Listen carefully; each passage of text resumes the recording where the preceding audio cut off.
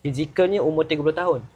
Tapi dia punya memory, kognitifnya, emosinya masih lagi ibaratnya macam belum sampai umur 30 tahun. Okay, saya bayangkan kan, kalau orang yang membesar dengan childhood trauma ni, let's say lah, selama 30 tahun, dia membesar dengan family yang toxic, abusive, verbally, emotionally. Dah umur 30 tahun ni, you nak keluar daripada trauma, possible ke? Possible, cuma susah. Bayangkan kalau umur 30 tahun kan, sepanjang otak dia membesar daripada lahir sampai umur 25 ke 28, kajian tu between that kan. Otak kita baru nak berkembang waktu proses tu. Dan apa yang berlaku pada sepanjang perkembangan tu, contohnya kan, emosi dia kena berkembang macam ni, memory kena berkembang macam ni untuk sihat. Tapi benda tu dia tak dapat. Malah ada yang dapat tapi merosakkan pula. Menyebabkan emosi jadi terluka, emosi jadi terpendam ataupun emosi jadi kucak-kacir. Sebab apa? Sebab persekitaran luaran iaitu mak ayah menyebabkan dia jadi macam tu. So bila dia masuk ke 30 tahun tu, pattern otak dia tu, dia dah ke arah macam tu dah.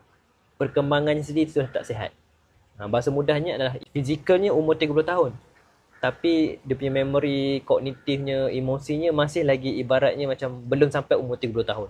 Masih lagi tersangkut, ada luka-luka yang menyebabkan bila dia umur 30 tu macam tak perfect di 30. Jadi nak keluar tu memang susah, tapi sebenarnya possible.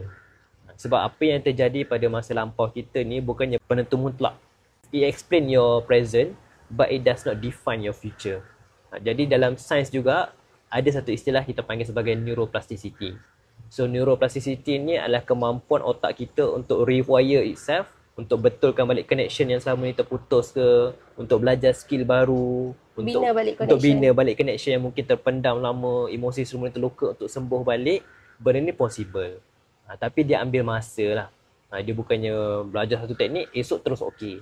Sebab benda terkumpul selama bertahun-tahun kan, takkanlah dia boleh sembuh dalam masa berhari-hari je.